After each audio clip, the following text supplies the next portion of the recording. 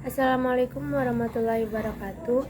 Saya Widya Permatasari dari kelas 12 IPA 2 akan menceritakan secara singkat tentang novel Ateis karya Asdiat Kartamiharja.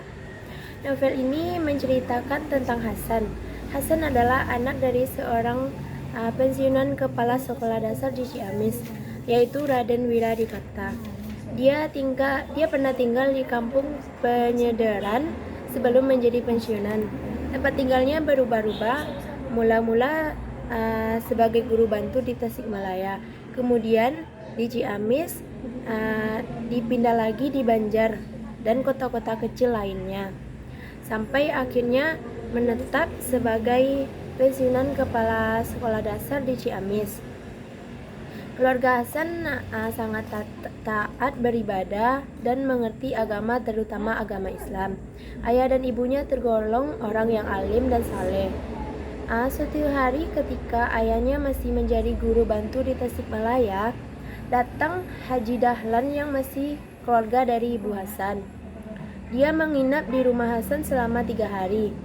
Pada hari kedua setelah pulang salat Jumat, Haji Dahlan bercakap-cakap kepada Ayah Hasan. Dia mengajak Ayah Hasan untuk berguru ke Banten. Kemudian setelah terkumpul uangnya, orang tua Hasan berangkat ke Banten. Kedua bujangnya Nata dan Sitila yang menemani Hasan dan adik angkatnya Fatimah di rumah. Sebelum tidur, biasanya Hasan selalu diajari ibunya tentang bacaan doa dan salawat Nabi. Orang tuanya sangat sayang kepada Hasan dan Fatimah, tetapi itu tidak membuat Hasan tumbuh menjadi anak yang manja. Siti adalah istri dari Nata. Dia pandai mendongeng. Seringkali Hasan diberi dongeng tentang kehidupan kita di akhirat kelak dan akibat dari perbuatan-perbuatan yang kita lakukan di dunia ini. Ketika Hasan melanjutkan sekolahnya di Mulo, Bandung, Hasan bertemu dengan Rukmini, wanita cantik, pandai dan soleha. Hasan jatuh cinta kepada Rukmini. Dia berniat untuk menikahinya. Namun, hubungan mereka tidak disetujui oleh orang tua mereka karena perbedaan status sosial.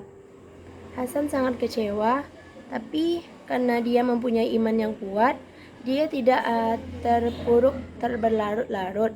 Lagi pula Rukmini sudah dinikahi dengan saudagar kaya. Hasan bangkit kembali dan menjalani hidupnya. Setelah lulus dari Mulo, Hasan mendapat pekerjaan di kota Paraja. Setelah Hasan tumbuh menjadi laki-laki yang dewasa, dia ingin sekali memperdalam ilmu agamanya melalui berguru seperti yang dilakukan orang tuanya. Kemudian saat Hasan kembali ke kampung Penyedaran, Hasan mengatakan niatnya kepada orang tuanya. Mereka sangat bahagia mendengar ucapan Hasan tersebut. Secepatnya mereka merencanakan keduri untuk Hasan akan bertambah ilmu dan tingkatkan keimanannya.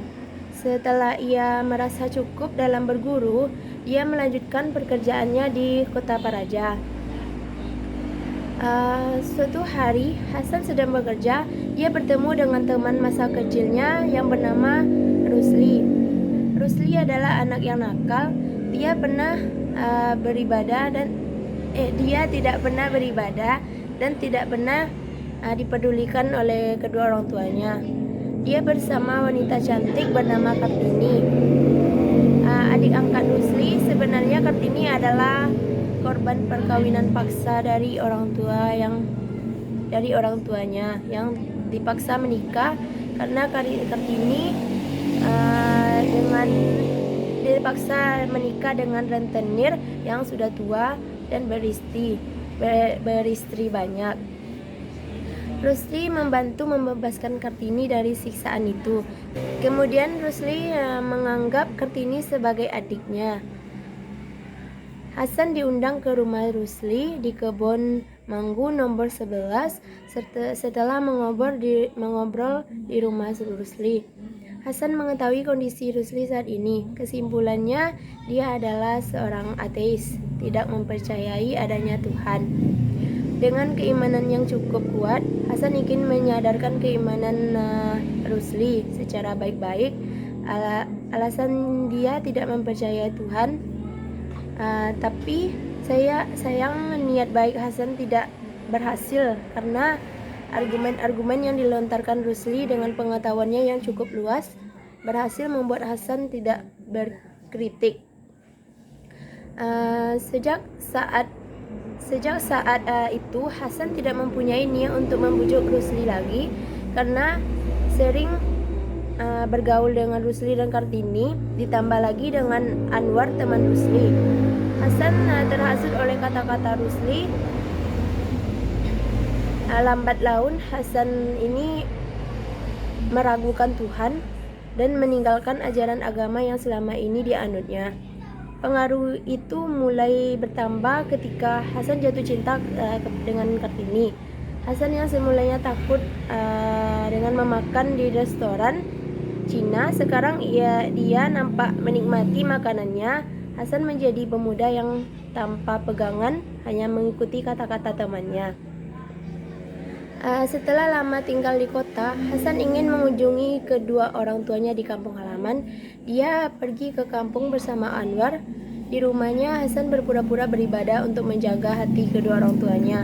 Tapi saat Anwar melihatnya beribadah, Anwar sangat kecewa dan mencaci makinya. Oleh karena itu, Hasan berterus terang kepada ayahnya bahwa sekarang ia telah menjadi seseorang ateis dengan lontaran kalimat yang tajam dan menusuk hati kedua orang tuanya. Ayahnya sangat kecewa melihat tingkah laku Hasan. Sekarang dia sudah tidak menganggap Hasan sebagai anaknya lagi.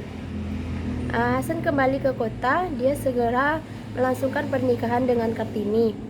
Dalam benaknya, Hasan berangan-angan akan membangun keluarga yang bahagia dengan Kartini, karena sosok Kartini sangat mirip dengan Rukmini, yaitu mantannya dia di masa lalu.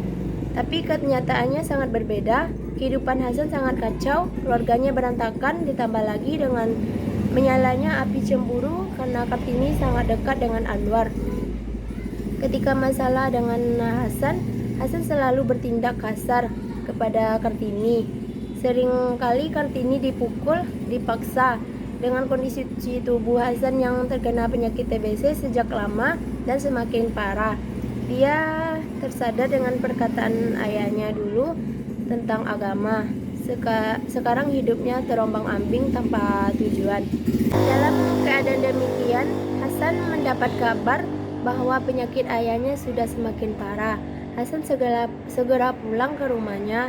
Sesampainya di sana, Hasan meminta maaf kepada ayahnya, namun ayahnya sudah tidak mau bertemu dengan Hasan lagi.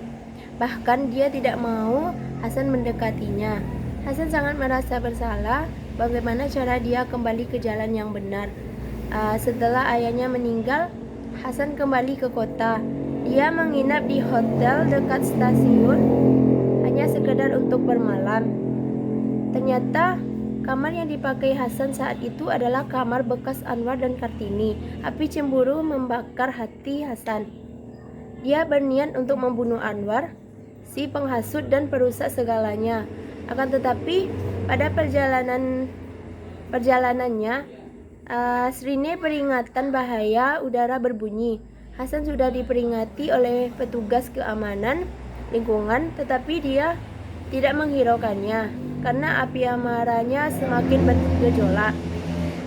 Akhirnya Hasan meninggal tertembak oleh patroli pasukan Jepang di bagian pahanya dengan mengucapkan kata terakhir Allahu Akbar. Sekian cerita novel ateis. Saya tutup dengan Assalamualaikum warahmatullahi wabarakatuh.